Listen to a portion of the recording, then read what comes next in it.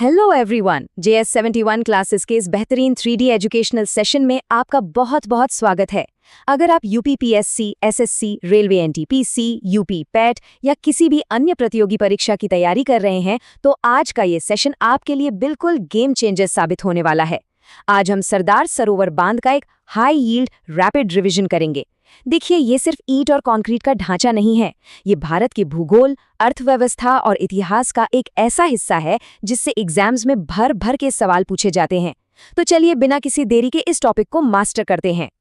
फटाफट देख लेते हैं कि आज हम क्या क्या कवर करने वाले हैं। पहला, इसका परिचय और भौगोलिक स्थिति। दूसरा, इसकी ऐतिहासिक पृष्ठभूमि। तीसरा, इसके कुछ बेहद अहम तकनीकी तथ्य। चौथा, सिंचाई और बिजली उत्पादन में इसका रोल। पांचवा, इससे जुड़े विवाद और नर्मदा बचाओ आंदोलन। और आखिर में एक क्विक एग्जाम रिवीजन। तो चलिए सबसे पहले बात करते हैं इसके परिचय और भौगोलिक स्थिति की। जरा इस मैप पर नजर डालिए। जैसा कि आप देख सकते हैं, नर्मदा उन गिनी चुनी नदियों में से है जो पश्चिम की तरफ बहती हैं। ये मध्य प्रदेश में अमरकंटक की पहाड़ियों से अपनी यात्रा शुरू करती है और गुजरात के केवड़िया में अरब सागर की ओर बढ़ती है। और यहीं गुजरात के नर्मदा जिले में ये टर्मिनल बांध स्थित है। एग्जाम के पॉइंट ऑफ व्यू से ये लोकेशन बहुत बहुत इंपॉर्टेंट है। अब कुछ ऐसे फैक्ट्स जो प्रीलिम्स में बार बार आते हैं। नर्मदा भारत की 5वीं सबसे बड़ी नदी है। इसकी कुल लंबाई 1312 किलोमीटर है। इसका जो पूरा ड्रेनेज बेसिन है ना, वो मुख्य रूप से मध्य प्रदेश, महाराष्ट्र और गुजरात को कवर करता है। और अंत में ये खंभात की खाड़ी से होते हुए अरब सागर में जाकर मिल जाती है। इन राज्यों के नाम जरूर याद रखिएगा। अब आते हैं इसके ऐतिहासिक पृष्ठभूमि और विकास पर। इसका इतिहास बहुत पुराना है। सोचिए, 5 अप्रैल 1961 को भारत के पहले प्रधानमंत्री जवाहरलाल नेहरू जी ने इसकी नींव रखी थी।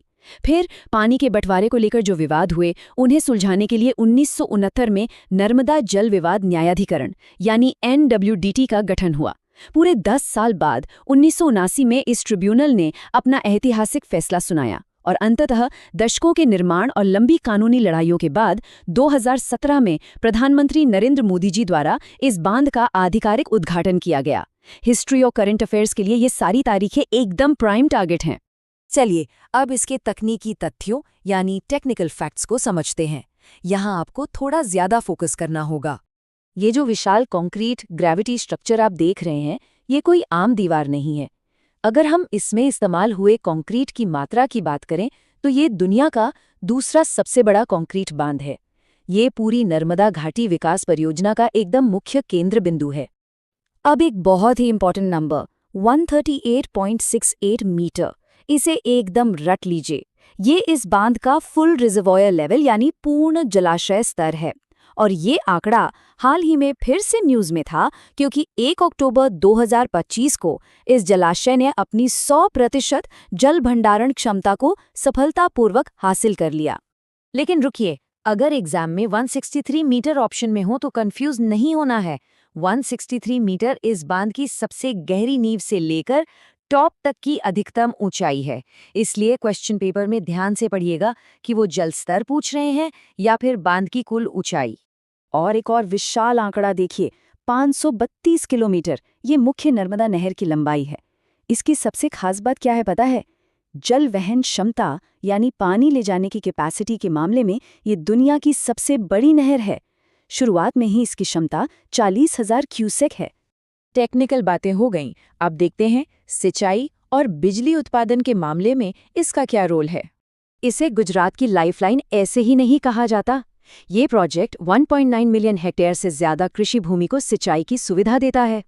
गुजरात के कच्छ और सौराष्ट्र जैसे सूखाग्रस्त इलाकों के साथ साथ ये राजस्थान के बाड़मेर और जालोर जिलों की सूखी जमीनों तक भी पानी पहुंचाता है। और इसके अलावा ये 1450 मेगावाट की स्थापित क्षमता के साथ बड़े पैमाने पर स्वच्छ बिजली भी पैदा करता है।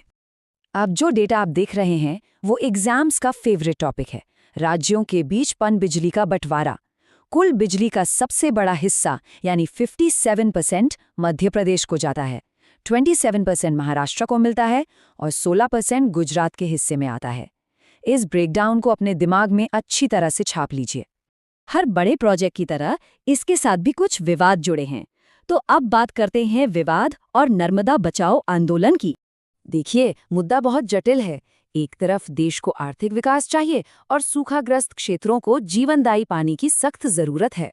लेकिन दूसरी तरफ ऐसे प्रोजेक्ट से हजारों हेक्टेयर जमीन पानी में डूब जाती है, जिससे वहां के मूल निवासियों और विशेषकर आदिवासी आबादी को विस्थापित होना पड़ता है।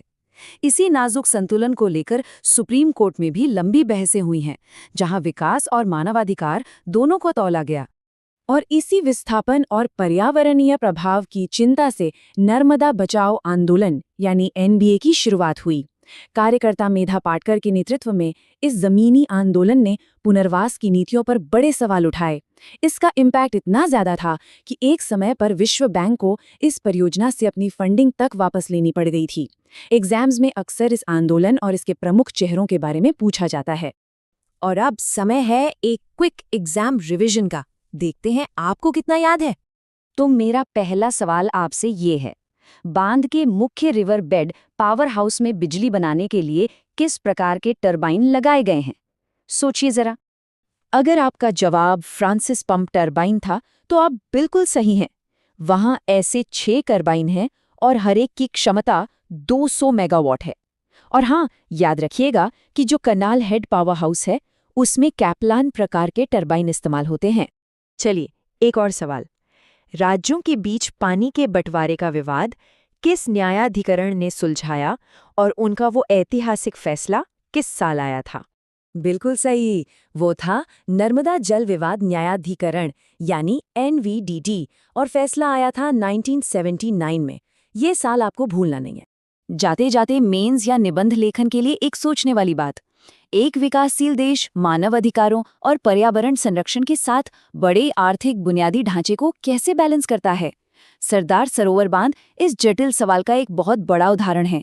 ऐसे ही इंपॉर्टेंट जीके, करंट अफेयर्स और कॉम्पिटिटिव एग्जाम वीडियोस के लिए JS71 क्लासेस को सब्सक्राइब करें। सीखते रहिए और आगे बढ़ते रहिए।